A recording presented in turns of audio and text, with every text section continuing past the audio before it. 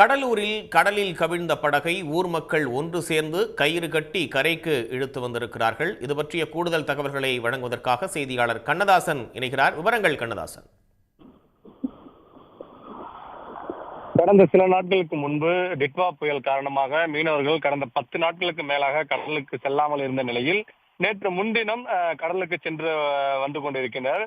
இந்த நிலையில்தான் கடலூரில் கடல் சீற்றம் என்பது வழக்கத்தை விட அதிக அளவில் காணப்பட்டு வருகிறது.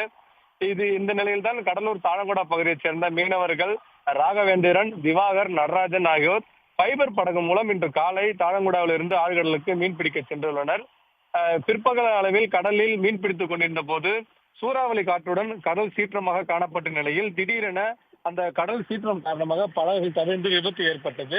இதில் கடலில் குதித்த அவர்கள் நீச்சல் அடித்தபடி மீனவர்கள் 3 பேரும் கரை திரும்பினர்.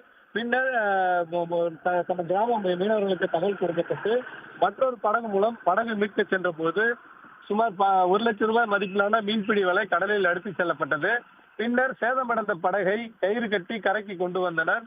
கரையில் இருந்து கடலில் படகை 30க்கும் மேற்பட்ட மீனவர்கள் இந்த ஊர் மக்கள் எல்லாம் சேர்ந்து இழுத்து கரைக்கு கொண்டு வந்தனர். இந்த கடல் சீற்றத்தினால் இந்த 3 மீனவர்கள் கடலில் தப்பித்து கிராம மக்கள் அனைவரும் சேர்ந்து அந்த படகை மீட்ட சம்பவம் அந்த தாழங்குடா பகுதியில் ஒரு பரபரப்பை ஏற்படுத்தியது.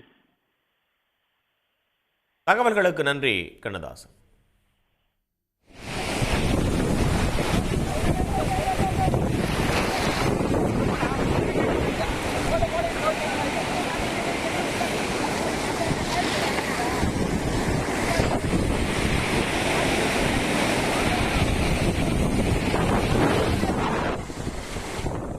உடனுக்குடன் செய்திகளை தெரிந்து கொள்ள சன் நியூஸ் பெல் ஐகானை கிளிக் பண்ணுங்க.